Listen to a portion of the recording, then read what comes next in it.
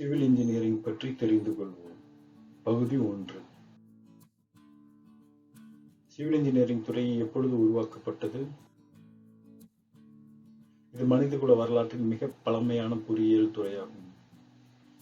Civil engineering தொடங்கிய காலத்தை குறிப்பிடுவது கடினம். மனிதர் வீடு கட்டத் தொடங்கிய போது, அல்லது ஒரு ஆற்றின் அல்லது நீரோடையின் குறுக்கே மரத்தின் துண்டுகளை பயன்படுத்தி ஒரு பாலத்தை உருவாக்கிய போது என்று கருதலாம். நவீன சிவில் இன்ஜினியர்கள் என்னென்ன செய்வார்கள் என்று பார்க்கலாம். கட்டிடங்கள் திட்டமிடல், கட்டிட வடிவமைப்பு மற்றும் கட்டிடங்களின் கட்டுமானம், சாலைகள், ரயில்வே மற்றும் பாலங்களின் வடிவமைப்பு மற்றும் கட்டுமானம், நீர்வழி பணிகளின் திட்டமிடல், வடிவமைப்பு மற்றும் கட்டுமானம், விமான நிலையங்கள் மற்றும் துறைமுகங்களின் திட்டமிடல், வடிவமைப்பு மற்றும் கட்டுமானம், கட்டிடங்கள் மற்றும் தற்போதுள்ள நகரங்கள் மற்றும் கிராமங்கள் மற்றும் கட்டப்படவிருக்கும் புதிய நகரங்களுக்கான நீர் வளங்கள் மற்றும் சுகாதார அமைப்பின் வடிவமைப்பு, சுரங்கங்களின் வடிவமைப்பு மற்றும் கட்டுமானம், சுரங்க வேலைகள். சிவில் இன்ஜினியர் ஹைட்ராலிக் கட்டமைப்புகளை திட்டமிட்டு நிர்மாணிப்பார். நீர்ப்பாசன பணிகளின் திட்டமிடல் மற்றும் அதற்கான கட்டுமானம், நீர் மின்சார நிலையங்கள் மற்றும் பிற வகை மின் உற்பத்தி நிலையங்களின் திட்டமிடல் மற்றும் கட்டுமானம், சர்வேயிங் பணிகள், சுற்றுச்சூழல் பொறியியல், கடற்கரையோர பொறியியல் கட்டமைப்புகளின் திட்டமிடல் மற்றும் கட்டுமானம், கடலில் கட்டப்படும் கட்டடங்களின் திட்டமிடல் மற்றும் கட்டுமானம், ஆராய்ச்சி மற்றும் மேம்பாடு. கீழ் உள்ளதை போன்று அவர்கள் பிற துறைகளுடன் பணியாற்றுவார்கள். விண்வெளி தொழிற்சாலைகள், விமானம் அல்லது விமான கட்டமைப்புகள் மற்றும் விண்வெளி நிலையங்கள் வடிவமைத்தல், இயந்திர மற்றும் ஆட்டோமொபைல் தொழில் கட்டமைப்பு, பொறியியல் வேலை, அதாவது ஸ்ட்ரக்சரல் இன்ஜினியரிங் வேலை, கப்பல் கட்டும் தொழில்கள் மற்றும் வேறு பல பொறியியல் துறைகளிலும். சிவில் பொறியியல் பணிகள் பற்றியும் மற்றும் எப்படி சிவில் பொறியாளர்கள் சமூகத்திற்கு உதவுகிறார்கள் என்பதை பற்றியும் பார்ப்போம். தங்குமிடம். சிவில் இன்ஜினியர்கள் நாட்டின் விதிகளுக்கேற்ப மற்றும் தேவைகளுக்கு ஏற்ப கட்டிடங்களை கட்டுவார்கள்.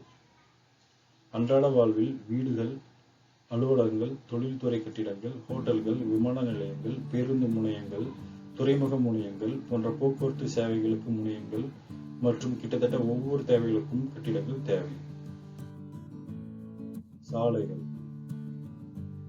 எந்த ஒரு நாட்டின் சமூக, கலாச்சார, பொருளாதார மற்றும் தொழில்துறை வளர்ச்சிக்கும் போக்குவரத்து மிகவும் முக்கியமானது. உணவு, ஆடை, தொழில்துறை பொருட்கள் அல்லது மருந்து என உற்பத்தி செய்யப்படும் ஒவ்வொரு பொருளுக்கும் உற்பத்தியில் இருந்து விநியோகம் வரை போக்குவரத்து தேவைப்படுவதால் போக்குவரத்து பொருளாதார வளர்ச்சிக்கு மிகவும் இன்றியமையாதது. ஒரு நாட்டின் போக்குவரத்தின் அளவு மற்றும் தன்மை அதன் பொருளாதார மற்றும் சமூக வளர்ச்சியை குறிக்கிறது. சாலை கட்டுமானத்தில் சிவில் இன்ஜினியர்களின் பணிகள் பின்வருமாறு: சாலைகள் அபிவிருத்தி செய்தல், திட்டமிடல் மற்றும் அமைவிடத்தை உறுதி செய்தல், நெடுஞ்சாலை வடிவமைப்பு, வடிவியல் மற்றும் கட்டமைப்புகள் கடுமையான அல்லது நெகிழ்வான நடைபாதைகளாகவும் இருக்கலாம். சாலைகளுக்கான வடிகால் அமைப்பின் வடிவமைப்பு, போக்குவரத்து செயல்திறன் மற்றும் அதன் கட்டுப்பாடு, கட்டுமானம் மற்றும் பராமரிப்பு, பொருளாதாரம், நிதி மற்றும் நிர்வாகம். பாலங்கள். பாலம் என்பது சாலைகள், பள்ளத்தாக்கு, நீர் பாதை அல்லது சாலை போன்றவற்றின் குறுக்கோ அல்லது நெடுவிலோ பாலத்தின் கட்டமைப்பிற்கு அடியில் உள்ள பாதையை மூடாமல் கிடைமட்டமாக கட்டப்பட்ட கட்டமைப்பாகும். பாலங்களின் வகைகள் அக்கார்டிங் டு ஃபார்ம்ஸ், அதாவது அதன் அமைப்பை பொறுத்து உத்திரம் அல்லது பீம், ட்ரஸ், கேன்டிலிவர், செங்குத்து வளைவு அல்லது ஆர்ச், சஸ்பென்ஷன் அல்லது தொங்கு பாலம், கேபிள் ஸ்டேட் அல்லது கேபிள் கட்டப்பட்டு நிறுத்தப்பட்ட பாலம் எனப்படும். அக்கார்டிங் டு மெட்டீரியல்ஸ், அதாவது கட்டப்படும் பொருட்களை பொறுத்து இதுவானது வுட் அல்லது மரப்பாலம், ஸ்டோன் அல்லது கற்பாலம், அயன் அண்ட் ஸ்டீல், அதாவது இரும்பு மற்றும் எஃகு பாலம், ரெயின்ஃபோர்ஸ்டு சிமெண்ட் கான்கிரீட் பிரிட்ஜஸ், வலுவூட்டப்பட்ட சிமெண்ட் கான்கிரீட் பாலங்கள், ப்ரீஸ்ட்ரெஸ்டு கான்கிரீட் பிரிட்ஜஸ், முன் அழுத்தத்துக்கு உட்பட்ட கான்கிரீட் பாலங்கள், காம்போசிட் பிரிட்ஜஸ், கூட்டுப்பொருட்கள் பாலங்கள். போக்குவரத்து தேவைகள், நீளம், அழகியல் மற்றும் திட்டத்தின் பொருளாதாரம் ஆகியவற்றின்படி பாலங்கள் திட்டமிட்டு வடிவமைக்கப்படும். சிவில் இன்ஜினியரிங் பாலங்களை வடிவமைத்தல், கட்டமைத்தல், மேற்பார்வை செய்தல், செயல்படுத்துதல் மற்றும் பராமரித்தல் ஆகிய பணிகளை செய்வார்கள். நீர்வழிகள், இது போக்குவரத்துக்கு உகந்த நீர்நிலைகளாகும். இது இயற்கை அல்லது செயற்கை அல்லது ஒருங்கிணைந்ததாக இருக்கலாம். நமக்கு தெரிந்தது போல கப்பல்களும் படகுகளும் நீர்வழிகளை போக்குவரத்துக்கு பயன்படுத்தும். உள்நாட்டு நீர்வழிகள் மற்றும் கடல் வழிகள் ஆகியவை நீர்வழிகளின் வகைகள் ஆகும். ஆறுகள், ஏரி மற்றும் கால்வாய்கள் அல்லது போதுமான ஆழமுள்ள எந்த ஒரு நீர்நிலைகளிலும் கப்பல்கள் மற்றும் படகுகளிலும் நீர்வழி போக்குவரத்து நிகழும். கப்பல் செல்ல கடலோர பகுதிகளை தவிர கடல் வழிகள் போதுமான ஆழத்தை கொண்டிருக்கும். கடலோர பகுதிகளில் கப்பல்கள் துறைமுகங்களை அணுக அல்லது துறைமுகங்களில் இருந்து வெளியேற சேனல்கள் தோண்டப்படுகின்றன. நீர்வழி போக்குவரத்து என்பது வேறு எந்த போக்குவரத்து முறையை காட்டிலும் மலிவான போக்குவரத்து முறையாகும். நீர்வழி பணிகளில் சிவில் பொறியியலாளர்களின் நோக்கங்கள் பின்வருமாறு: ஆறு, கடல் அல்லது எந்த ஒரு நீர்நிலைகளிலும் கால்வாய்கள், நீர்வழிகள், துறைமுகங்கள் அல்லது முனையங்களை திட்டமிடல், கட்டுதல் மற்றும் அபிவிருத்தி செய்தல். விமான நிலையங்கள், விமானங்கள் நிறுத்தப்பட்டு பயணிகளையும் பொருட்களையும் ஏற்றி இறக்கும் இடமே விமான நிலையம் ஆகும். விமான நிலையங்களில் ஓடுபாதைகள், ஹேங்கர்கள், முனைய கட்டிடங்கள், ஆப்ரான், டாக்ஸிவே, விமான நிலையம், கட்டுப்பாட்டு கோபுரம், பார்க்கிங் பகுதி, ஹெலிபேட் போன்றவைகள் விமான நிலையங்களின் அங்கங்களாக இருக்கின்றன.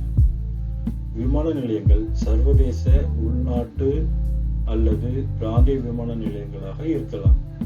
சிவில் இன்ஜினியர்கள் விமான நிலையத்திற்கும் பின்வரும் வசதிகளுக்கும் பின்வரும் வேலைக்கான திட்டமிடல் மற்றும் கட்டுமானத்தை செய்கிறார்கள்: ஓடுபாதை, டாக்ஸிவே மற்றும் கவசக்கூடம் அதாவது ஆப்ரான் வடிவமைப்பு மற்றும் கட்டுமானம், சாலை வழி, கர்ப் சைட் மற்றும் வாகன நிறுத்துமிடம் வடிவமைப்பு, நடைபாதை கடுமையான அல்லது நெகிழ்வானதாக இருக்கலாம், அவற்றின் வடிவமைப்பு மற்றும் கட்டுமானம், மண் தொழில்நுட்பம் அதாவது ஜியோடெக்னிக்கல் ஒர்க்ஸ் மற்றும் கணக்கெடுப்பு அதாவது சர்வேயிங் வேலைகள், ஊடுருவல் உதவி அமைப்பு அதாவது நேவிகேஷன் எய்ட் சிஸ்டம், முனைய கட்டிடம் மற்றும் பிற தொடர்புடைய வசதி. ரயில் மற்றும் ரயில் பாதைகள், தடங்களில் பொருத்தப்பட்ட தண்டவாளங்களில் இயங்கும் விசேஷமாக வடிவமைக்கப்பட்ட சக்கர வாகனங்கள் மூலம் பயணிகளையும் பொருட்களையும் மாற்றுவதற்கான போக்குவரத்து வழிமுறையாக ரயில்வே உள்ளது. நவீன சமுதாயத்தில் நாட்டின் வளர்ச்சிக்கு ரயில்வே மிக முக்கியமானது. வெவ்வேறு வகையான ரயில்கள்: நீராவி என்ஜின், டிராம், எலக்ட்ரிக் லோகோமோட்டிவ், நிலத்தடி ரயில்கள், டீசல் ரயில்கள், மோனோ ரயில்கள், அதிவேக ரயில்கள், போவர் ரயில்கள். பயன்பாட்டின்படி இது பயணிகள் ரயில்வே மற்றும் சரக்கு அல்லது பொருள் ரயில் என வகைப்படுத்தப்பட்டுள்ளது.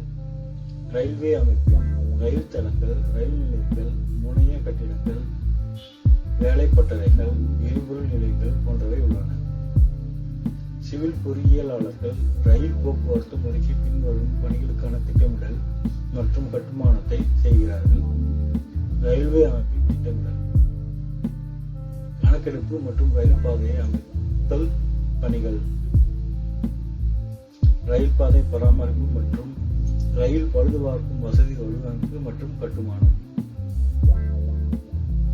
மண் தொழில்நுட்ப வேலைகள் அதாவது ஜியோடெக்னிக்கல் ஒர்க்ஸ், ஊடுருவல் அமைப்பு அதாவது நேவிகேஷனல் எய்ட் சிஸ்டம், முனைய கட்டிடம் மற்றும் பிற தொடர்புடைய வசதிகள். துறைமுகங்கள், துறைமுகம் என்பது பொதுவாக ஒரு கடல் போக்குவரத்து வசதிக்காக உருவாக்கப்பட்டது ஆகும். இது ஒன்று அல்லது அதற்கு மேற்பட்ட வாசை உள்ளடக்கியது. அங்கு கப்பல்கள் பயணிகளையும் பொருட்களையும் ஏற்றுவதற்கும் இறக்குவதற்கும் கப்பல்கள் வரக்கூடும். துறைமுகங்கள் கடல் துறைமுகம், உட்கடல் முனையங்கள், நதி துறைமுகம் அல்லது உள்நாட்டு துறைமுகம் என வகைப்படும். துறைமுகம் இது கப்பல்கள், படகுகள் மற்றும் படகுகள் புயல் காலத்தில் தஞ்சம் பெறும் இடமாகும். துறைமுகமானது இயற்கை துறைமுகம், பாதி இயற்கை துறைமுகம் அல்லது செயற்கை துறைமுகமாக இருக்கலாம். செயல்பாட்டின்படி இது ஒரு வணிக துறைமுகம், இராணுவ துறைமுகம், அடைக்கல துறைமுகம் மற்றும் மீன்பிடி துறைமுகங்கள் என வகைப்படுத்தலாம். துறைமுகம் நுழைவு, அணுகுமுறை, சேனல், டர்னிங் பேசின், தங்குமிடம், breakwaters, walls and quays, jetties, piers, lock and lock basin, உலர் கப்பல் துறைகள் மற்றும் ஸ்லிப்வேஸ் ஆகியவை இத்துறைமுகங்களின் அம்சங்கள் ஆகும்.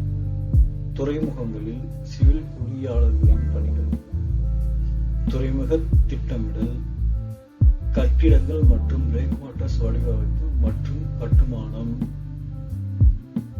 தூர்வாரும் வேலைகள், மண் தொழில்நுட்ப மற்றும் கணக்கெடுப்பு வேலைகள், அதாவது Jio technical and surveying works, ஊடுருவல் அமைப்பு, அதாவது நேவிகேஷனல் எய்டு சிஸ்டம், முனைய கட்டிடம் மற்றும் பிற தொடர்புடைய வசதிகள், எண் மாதிரி ஆய்வு மற்றும் இயற்பியல் மாதிரி ஆய்வுகள், அதாவது numerical model study and physical model studies, நீர்வள பொறியியல், வாட்டர் ரிசோர்ஸ் இன்ஜினியரிங், பொறியாளர்களால் வடிவமைக்கப்படும் மற்றும் கட்டப்படும் நீர் வளங்கள் அமைப்பு குடிநீர் மற்றும் பிற நடவடிக்கைகளுக்கு மிக முக்கியமானது. நீரானது விலங்குகள், தாவரங்கள் மற்றும் பிற உயிரினங்களுக்கு தேவையான ஒன்றாகும். நமது தேவைகளுக்கு தேவையான நீர் நல்ல தரத்துடன் இருக்க வேண்டும். அதில் அசுத்தங்கள் அல்லது தீங்கு விளைவிக்கும் ரசாயன கலவைகள் அல்லது பாக்டீரியாக்கள் இருக்கக்கூடாது. சிவில் பொறியியலாளர்கள் சமுதாயத்திற்கு போதுமான நல்ல தரமான நீர் கிடைப்பதை கவனித்துக் கொள்கிறார்கள். சிவில் பொறியியலாளர்கள் சமூகத்தில் சிறந்த ஆரோக்கியத்தை உருவாக்குகின்றனர். மேலும் இந்த நீர் வழங்கல் முறை நோய்களை மக்களிடமிருந்து விலக்கி வைக்கிறது. நீர் வழங்கல் பொறியியலாளர்கள் சுகாதாரம் மற்றும் பொது சுகாதாரத்தை ஊக்குவிக்கின்றனர். சுற்றுச்சூழல் மாசுபாட்டை குறைப்பதன் மூலம் சிறந்த சுகாதாரம் மற்றும் சுற்றுப்புறங்களை அழகுபடுத்துவதற்கு நீர் வழங்கல் உதவுகிறது. தீ விபத்து ஏற்பட்டால் தீயணைப்புக்கு நீர் வழங்கல் உதவுகிறது. சமுதாயத்தின் தொழில்மயமாக்கல் மற்றும் நவீனமயமாக்கலுக்கு பெரும் அளவு நீர் தேவைப்படுகிறது. சிவில் இன்ஜினியர்கள் இத்தகைய திட்டத்தை திட்டமிடுவார்கள். சிவில் இன்ஜினியர்கள் நீர் வழங்கல் முறைக்கு பின்வரும் பணிகளுக்கான திட்டமிடல் மற்றும் கட்டுமானத்தை செய்கிறார்கள்.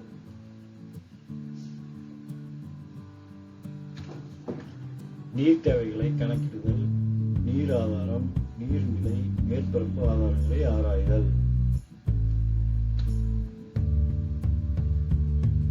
நீர் வழங்கல் அமைப்புக்கு கணக்கெடுப்பு, அதாவது சர்வேயிங் ஒர்க், நீர் விநியோக முறை மற்றும் நீர் சுத்திகரிப்பு நிலையங்களின் வடிவமைப்பு மற்றும் கட்டுமானம், நீரின் தரத்தை கட்டுக்குள் வைத்தல் மற்றும் இன்னும் பல மற்றும் ஆய்வக சோதனைகளை செய்தல் மற்றும் பல தொடர்பான பல நீர்ப்பாசன பொறியியல்.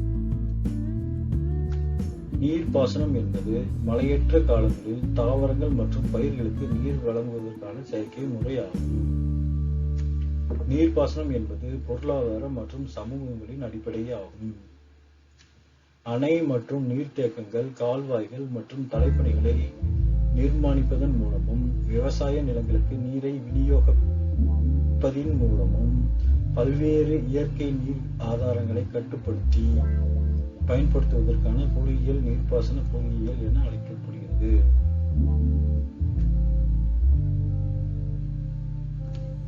சிவில் இன்ஜினியர்கள் நீர்ப்பாசன முறைக்கு பின் வருவனவற்றை செய்கிறார்கள். மழைப்பொழிவுகளை அளவிடுதல், நீர்ப்பாசன முறைக்கான நிலங்களை கணக்கிடுதல், அதாவது சர்வேயிங் ஒர்க்ஸ், உகந்த நீர் தேவையை கணக்கிட்டு பல்வேறு பயிர்கள் மற்றும் தாவரங்களுக்கு நீரை விநியோகித்தல், விவசாயத்திற்கு தேவையான அணைகள், கால்வாய்கள், வியர், தடுப்பணை, வடிகால்கள் மற்றும் பிற துணை அமைப்புகளின் கட்டுமானம், நீர்ப்பாசன முறை திட்டமிடல், பல்வேறு நீர்ப்பாசன முறைகளின் பராமரிப்பு முதலியன. கணக்கெடுப்பு சர்வேயிங். கணக்கெடுப்பு என்பது பூமியின் மேற்பரப்பில் உள்ள வெவ்வேறு பொருட்கள் அல்லது கட்டிடங்களின் இடையில் கிடைமட்ட தூரங்களை அளவிடுவதன் மூலம் தீர்மானித்தல் மற்றும் எந்த ஒரு பொருத்தமான அளவிற்கும் ஒரு வரைபடத்தை தயாரிப்பதாகும். கிடைமட்ட கணக்கெடுப்பு மற்றும் புவிசார் கணக்கெடுப்பு, அதாவது plane table surveying and geodetic surveying என்பவை கணக்கெடுப்பின் முதன்மையான வகைகள் ஆகும். இரண்டாம் நிலை வகைப்பாடுகள் பின்வருமாறு. கணக்கெடுப்பின் தன்மைப்படி topographical survey, hydrographical survey, astronomical survey, engineering survey, archaeological survey, photographic survey, aerial survey, reconnaissance survey. கருவிகளின் வகையின் அடிப்படையில் chain surveying, compass surveying, plane table surveying, theodolite surveying, tacheometric surveying, photographic surveying, terrestrial or ground photogrammetry, aerial photogrammetry. Civil இன்ஜினியர்கள் railway, நெடுஞ்சாலைகள், சுரங்கப்பாதை, நீர்ப்பாசனம், அணைகள், நீர்த்தேக்கங்கள், நீர்வழிகள், கழிவுநீர் பணிகள், விமான நிலையங்கள், துறைமுகங்கள், பாரிய கட்டிடங்கள் அதாவது ஸ்கை ஸ்கிராப்பர்ஸ் போன்ற அனைத்து சிவில் பொறியியல் திட்டங்களையும் திட்டமிடுவதற்கு, வடிவமைப்பதற்கும் கணக்கெடுப்பு செய்கிறார்கள். சுற்றுச்சூழல் பொறியியல் என்விரான்மெண்டல் இன்ஜினியரிங். சுற்றுச்சூழல் பொறியியல் என்பது உயிரினங்களின் ஆரோக்கியத்தை பாதுகாப்பதற்கும், இயற்கையின் சுற்றுச்சூழல் அமைப்பை பாதுகாப்பதற்கும், சுற்றுச்சூழலை மேம்படுத்துவதற்கும் பராமரிப்பதற்கும் அறிவியல் மற்றும் பொறியியல் கொள்கைகளின் பயன்பாடு ஆகும். சுற்றுச்சூழல் பொறியியல் என்பது சிவில் பொறியியல் துறையின் கிளையாகும். சுற்றுச்சூழல் பொறியாளர்கள் கழிவு நீர் மேலாண்மை, நீர் மற்றும் காற்று மாசு கட்டுப்பாடு, மறுசுழற்சி, கழிவுகளை அகற்றுவது மற்றும் பொது சுகாதாரம் ஆகியவற்றை கவனித்துக் கொள்வார்கள். சிவில் இன்ஜினியர்கள் தொழில்துறையினர் கழிவுநீர் சுத்திகரிப்பு முறை மற்றும் நகராட்சி நீர் வளங்கள் ஆகியவற்றை வடிவமைத்து நீரினால் பரவும் நோய்களை தடுக்கவும், நகர்ப்புற, கிராமப்புற மற்றும் பொழுதுபோக்கு பகுதிகளில் சுகாதாரத்தை மேம்படுத்தவும் ஆலைகளை வடிவமைக்கிறார்கள். நீர்ப்பாசன அமைப்புகள் போன்ற பல. அடுத்த வீடியோவில் பகுதி 2 பார்க்கலாம். மறக்காமல் சப்ஸ்கிரைப், ஷேர் அண்ட் லைக் செய்யுங்கள். பார்த்ததற்கு நன்றி. அடுத்த வீடியோவில் பகுதி 2 பார்க்கலாம்.